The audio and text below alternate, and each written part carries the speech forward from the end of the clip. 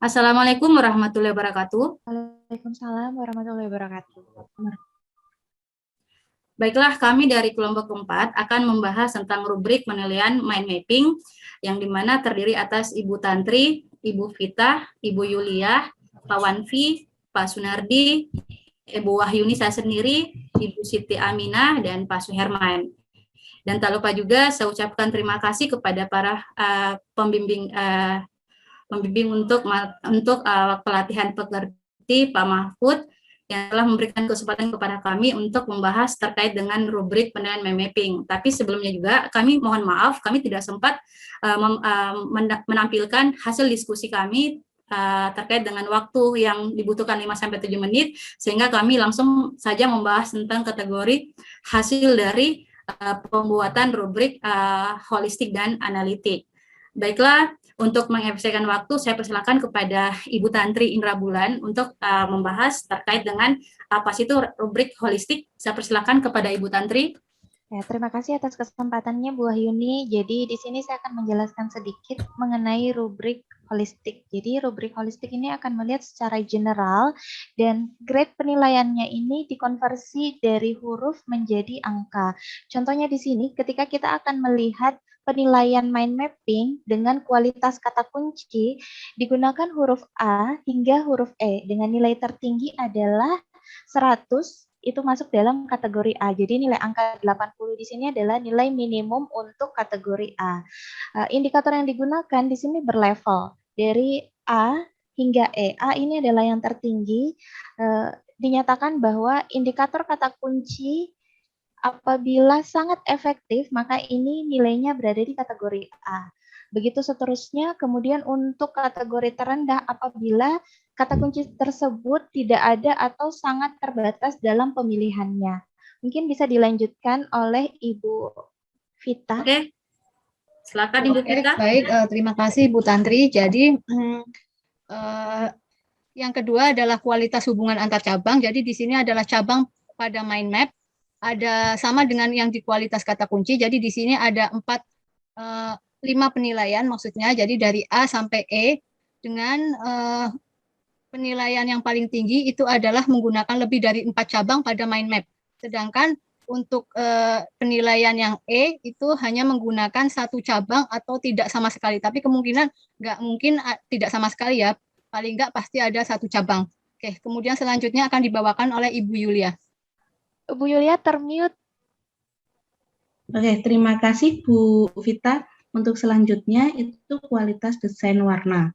Nah, untuk grade-nya atau intervalnya itu sama dengan yang sebelumnya, A sampai E, mulai dari 0 sampai 100 intervalnya. Nah, indikatornya ini menggunakan yang nilai A itu menggunakan warna untuk menunjukkan hubungan semua topik sangat baik. B menggunakan warna untuk menunjukkan beberapa hubungan antar topik baik. C menggunakan beberapa warna, tapi tidak menunjukkan hubungan yang cukup baik. Yang D menggunakan sedikit warna dan tidak menunjukkan hubungan antar topik kurang baik. Yang E hanya menggunakan 1 warna untuk menunjukkan hubungan antar topik. Seperti itu. Untuk selanjutnya akan dijelaskan oleh Pak Sunardi ya.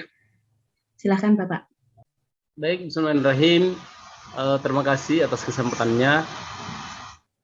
Di sini saya akan membahas terkait kualitas simbol gambar dan garis lengkung. Nah, di mana di sini terdapat beberapa indikator, kemudian di sini terdapat angka dan terdapat nilai huruf. Nah, dari masing-masing indikator ini tentu berbeda dengan angka dan hurufnya, nilai huruf. Nah, di sini di tahap pertama, indikator pertama yaitu menggunakan gambar atau simbol pada ide sentral cabang utama dan cabang lainnya yang dihubungkan dengan garis lengkung. Nah, ini memiliki atau terdapat nilai angka itu 80 dengan huruf. Begitu seterusnya hingga sampai di tahap selanjutnya yaitu indikator menggunakan garis lurus sebagai penghubung cabang. Nah, di sini dilihat nilai angkanya itu 0 sampai 20, kemudian nilai hurufnya adalah E. Nah, begitu sekira untuk kualitas simbol gambaran dan garis lengkung.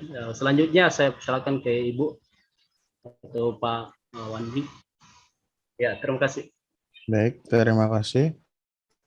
Untuk kualitas materi sama seperti sebelumnya, itu kita cuma menggunakan A sampai E ya. Untuk A, ibaratnya ketika materi sangat kompleks, kemudian untuk B itu di mana materinya kompleks, untuk C itu cukup kompleks, dan D itu kurang kompleks, dan E itu tidak kompleks. Kayaknya untuk kualitas materi ini cukup jelas. Terima kasih. Selanjutnya, Baiklah, selanjutnya saya ambil alih ya terkait dengan kategori rubrik analitik, yang dimana seperti kita ketahui bahwa rubrik itu merupakan salah satu alat atau instrumen yang akan kita melakukan penilaian kepada para mahasiswa kita. Jadi di dalam rubrik ini kita akan bahas tentang kategori rubrik analitik, yang dimana ada beberapa indikator-indikator yang akan kita melakukan penilaian kepada mahasiswa kita terkait dengan mind mapping. Yang pertama adalah dilihat dari segi kategori materi. Yang adapun penilaian kita adalah mereka harus paham tentang bagaimana sih itu kesesuaian isi rubrik dengan mind mapping. Terus yang kedua, rubrik dapat digunakan untuk menilai pemahaman konsep biologi. Terus kalau kita lihat dari kategori konstruksi, itu ada beberapa item yang akan kita, salah satu penilaian kita kepada para mahasiswa. Yang pertama, kita akan melihat bagaimana sih bentuk kelengkapan komponen isi rubrik mereka. Terus kita bisa lihat juga bagaimana sih komponen yang dinilai. Yang ketiga, kriteria penilaian, dan yang keempat adalah ketepatan level skor. Selain itu juga kita akan penilai terkait dengan kategori dari segi bahasa. Terus mengenai masalah skornya itu kita menggunakan dengan 1, 2, 3, 5, 6, 7. Jadi sekian untuk penjelasan terkait dengan apa sih itu rubrik kategori holistik dan rubrik analitik. Jadi ini akan untuk kelompok keempat terkait dengan hasil dari diskusi kami terkait dengan kategori rubrik penilaian mind mapping, yang dimana kita akan kenal dengan kategori rubrik holistik dan rubrik analitik. Oke, sekian. Assalamualaikum warahmatullahi wabarakatuh. Waalaikumsalam warahmatullahi wabarakatuh.